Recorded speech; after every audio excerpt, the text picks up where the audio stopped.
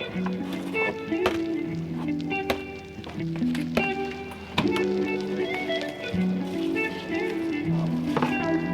friends, and welcome back to my channel. Today I am going to be going over my propagation experiment because it has been 3 months since I initially put these propagations into different substrates to test out which one works best, and I figured 3 months is probably enough time to get some sort of result. So that's what's happening today. Before we get into it though, I just want to say if you're new here and you don't know me already, hi, my name is Emma and I make houseplenty content all over the internet, so if you want to follow along with my houseplenty journey and maybe learn something along the way, stick around, watch some more of my videos, and subscribe to my channel. If you're not new here, welcome back. I really appreciate you returning. Maybe you have come from the original propagation video, and if so, good. We get to finally see the results.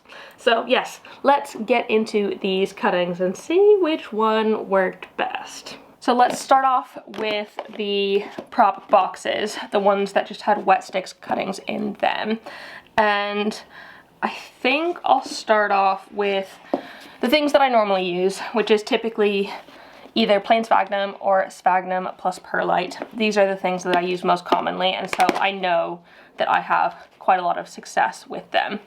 So first off, just the plain sphagnum. You can see how much the sphagnum itself has grown in this time.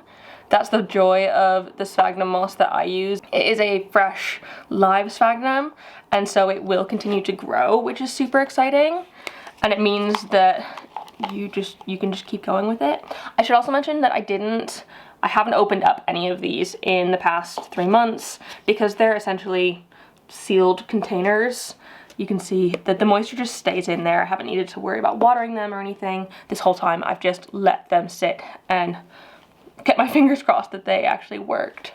So off the bat, I can see that we already have one tiny bit of new growth, but when you kind of get in there, you can see that a lot of these stems have gone a bit rotty.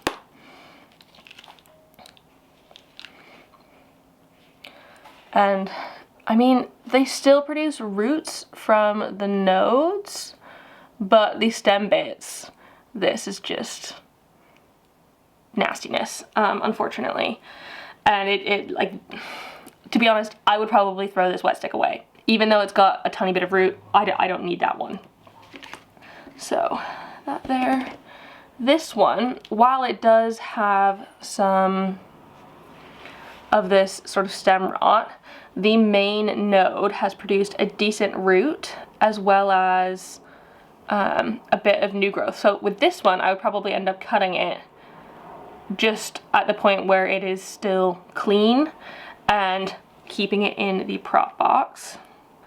Again, nothing insane, but it's fine. The thing is, with Synapsis, which is the thing that I chose to prop in these because it's the only thing that I had a giant runner of, they do take quite a long time to propagate, and so it's fairly normal for them to not be propagating super fast. This is a fairly normal speed for them in my experience. Oh look, they're kind of like twins. But yeah, again, I would just chop off these nasty bits. And so I know that was a little bit of a flaw in my experiment of choosing something that takes so long to propagate, but alas, it's fine. This one is the one that has done the best in this situation. Cleo, oh crap. Cleo, down please now. Down. Thank you. She just spilled my perlite all over the floor, which is really fun. This is the one that is actually doing the best. You can see it has both a bit of new growth and a decent bit of root on there, so I am pretty pleased with this one. Again, this is fairly normal, about what I would expect for sphagnum moss propagation. Nothing incredibly special, but it's also not a bad shout for the past 3 months. I'm not mad at those. Sphagnum and perlite is what I tend to put in my big prop box, which I have. And I find that it kind of makes a nice mixture, and just off the bat, looking in there, again, lots of really good fresh sphagnum, but I'm not seeing as much rot. Also, the perlite does make it easier to get the sphagnum out. It kind of makes it a bit more pliable, I guess you could call it. It makes it come off of the roots a little bit easier, which is nice. So similarly to the last one, we are getting some that have some rot, but this one's got a bit of a growth point, no rootage. We've got no rot, which is amazing, plus some rooting. Oh, sweet. This one's also got a leaf on it. It's not quite as advanced as the previous one, but again, not mad at this. This is what I would hope for from all of them, if I could possibly choose. And then these last three are rooted and sprouting, which is amazing. So far, my sphagnum and perlite is doing a decent chunk better than the plain sphagnum, and I don't quite know why. I really don't, but I'm not mad at it, and I will take this over this. Maybe this is why I always put perlite, or try and put perlite in my sphagnum props. So those are the first two, the things that I would normally do. I would also fairly normally go in with just straight perlite. I have done that before. But the crazy thing about this box is I laid all of these cuttings flat on the perlite, and look at how much they have risen themselves off of it in their root growing process. I think this is absolutely crazy. I also laid them all in straight rows as well. And off the bat, there is absolutely no rot in this one at all. So that is really good sign. And look at these fuzzy roots in here. They're amazing. So the roots on these ones have grown so much better than that of the moss ones. Like, look at those roots. And I don't think that it's just because, I don't think it's a discrepancy in the wet sticks, because I did a really good job of mixing the wet sticks as best as I could. But like, look at how healthy all of these look. They look so good. Even this like tiny little ditty one that's not got any roots on it is sprouting and without any rot. And I think part of why this one in perlite is so successful is because the roots can get a little bit more air between the pockets of the perlite. That's why I like putting the perlite in. And I don't know, so far plain perlite has been the absolute best, which is surprising because none of y'all actually voted for that one when I told y'all to pick which one you thought would do best. Most of you picked this one. This is fluval and perlite. Fluval stratum is something I'm still not totally sure about. It is still a new thing for me. I've not had that much experience with it. And seeing this one, I'm not sure if I will continue, because do you see all of that straight rot? Like, nothing savable in these four here. So all of these had six cuttings in them. All of them had 6, and 4.5 actually out of the 6 in here are rotted. There's one that's not rotted at all, and it is rooted. It is getting some roots in there, and there is a little bit of new growth in there, but all of the rest of these are dismal. Dismal. I don't think I've ever seen such a lousy bunch of propagations. It's really weird because I didn't do anything different to this one than the other ones. They were all in the exact same space with the exact same light, the exact same amount of water. I don't, like, the only thing that's different is the fluval stratum, and I don't know. I don't know if I did something wrong or not, but I don't think so. These are just some absolutely dismal cuttings, and I would not like this as my propagation method, and I don't think, like, this makes me want to not use Fluval anymore, unfortunately. If we want to put best over here, I would literally do that. So the top was Perlite only, Perlite and Sphagnum, Plain Sphagnum, Perlite and Fluval Stratum for just these prop box, Wetstick prop boxes. So maybe Fluval's not great for Wetsticks, maybe that's the case, but also, oh my goodness, you can kind of see the like hairs of like mold or something growing on them. Ugh. Gross. Absolutely gross. Disgusting.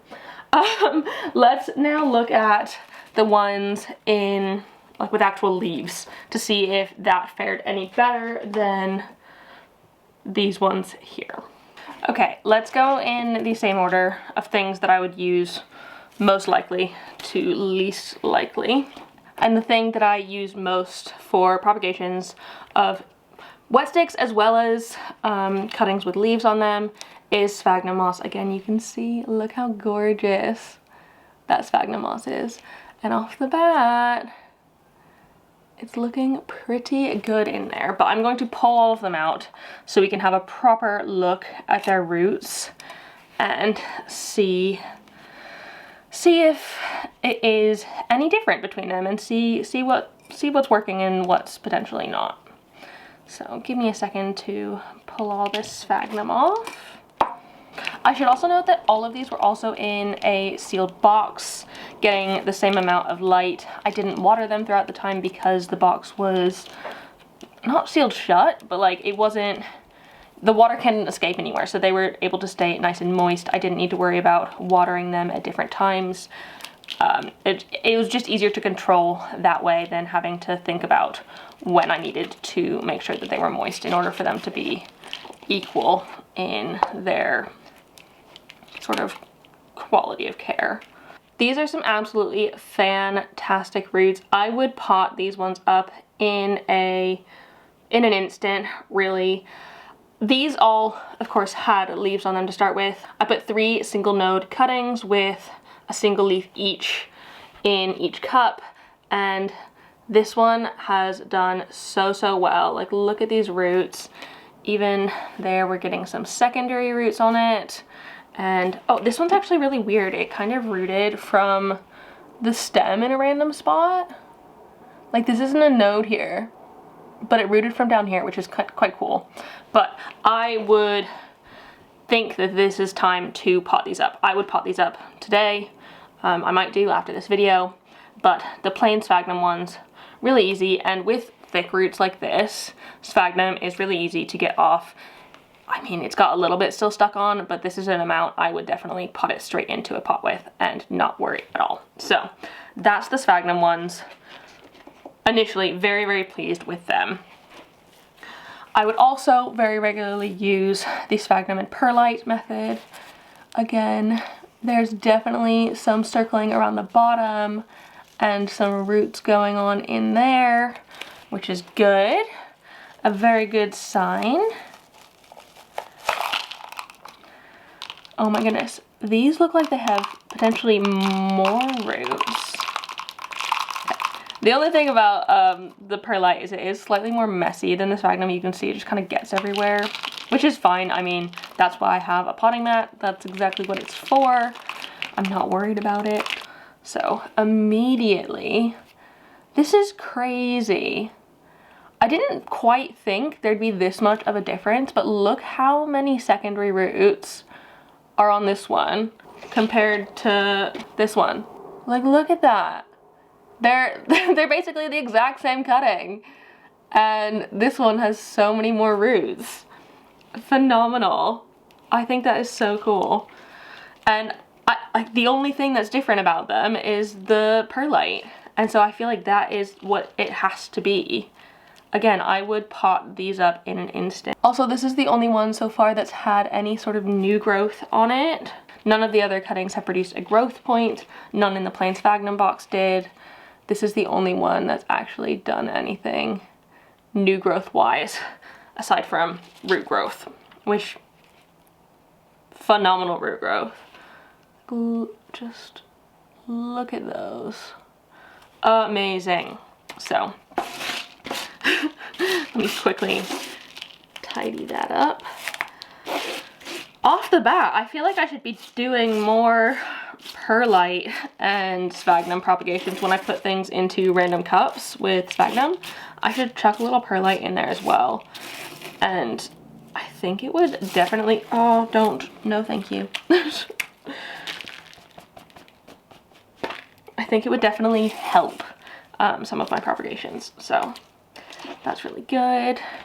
Now we can do perlite only, which I don't tend to propagate perlite only like this. I will tend to do it more in the prop box style, this style with wet sticks, than with a cuttings in a cup kind of thing. And off the bat, you can see a little bit of rootage in there, but none of that sort of major circling of the bottom like we did have in the sphagnum moss ones. And also this cutting is pretty much entirely rotted, unfortunately. So that's no good. Let's see if I can pull these out without making a massive mess. Okay, another one with no roots on it and a tiny bit of rot, unfortunately. But then this one has a pretty decent root on it. Fairly similar, I'd say, to the ones that are just in sphagnum. Maybe not quite as mature, but getting some branching off the bat. So a little bit of branching there, which means I could probably pot this one up right away. But the fact that 2 of the 3 have done nothing is, it's not giving good signs for plain perlite cup propagation. It's very, like, this is so interesting, and obviously this is not any sort of grand scale experiment. I don't think this is incredibly scientific, but this is the best I can do in sort of my small space. And in theory, I would need to do like hundreds and hundreds and hundreds of these tests in order to get any sort of real scientifically significant answers, but this is me doing an experiment in my own little house. So this last one is the fluval and perlite combo, which after seeing those perlite ones, I was a little bit worried about, but it has some roots going around the bottom there. Look at that. And also, this one has fully pushed itself out from the cup, similar to how the ones in just perlite did in the prop box. It's pushed itself out by its root because it didn't have enough space. So let's have a look at these ones. I'm actually feeling really positive, surprisingly, about the fluval in these ones compared to the last ones. These look essentially the same as the sphagnum ones, but they are easier to get out. I was able to just pull them out of the cup as opposed to having to like wipe away loads and loads of sphagnum. So this worked really, really well. And what I don't understand is why have these worked so incredibly compared to the plain perlite ones which rotted away? Like, what is there in this fluval in this cup that worked? Did these hold more moisture because there was fluval in it and that absorbed moisture? Was it too moist in my prop box? And that's why those ones rotted? I don't know. I'm kind of confused. So with these ones, if I'm putting the best over here, I would probably put the perlite cup last, obviously. The sphagnum perlite first, and then I'd say probably the fluval and perlite and the plain sphagnum are fairly tied. This is the sort of order I would put them on from best to worst.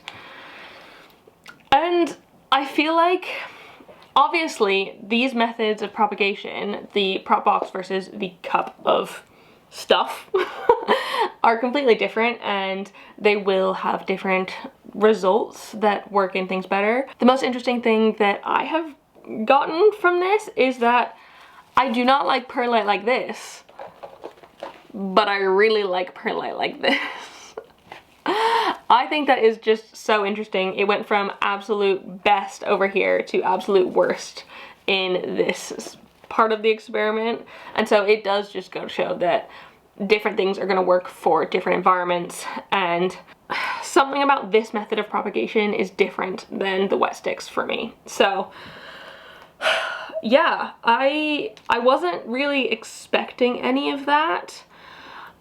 The Fluval prop box did way worse than I expected. I did not expect it to do that horribly. I had high hopes for it because literally all of my Patreons bang on about it constantly and tell me how good it is and that I should be using it all the time, and those results scare me. It makes me not want to use it anymore. But these results give me hope because it'll do essentially the same as putting it in sphagnum moss. And also, if there's a bit of perlite and Fluval stuck on the roots, that doesn't matter because it's stuff that would go into a soil mixture anyways. So it's fine.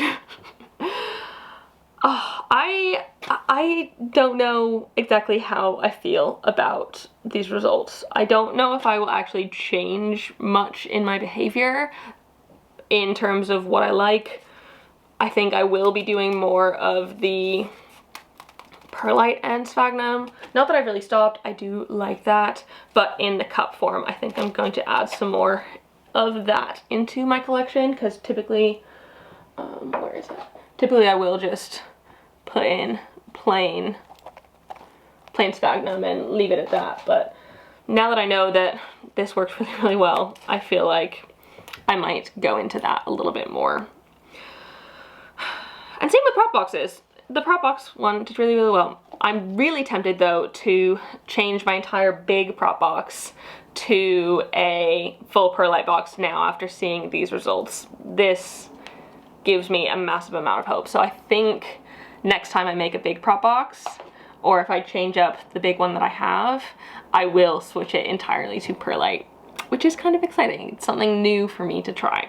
So yeah, those are the results of my little propagation experiment. I should probably go pot up the ones that are actually functioning now. I'm also just probably gonna leave these sorts of ones in the little prop boxes until they grow out a little bit more.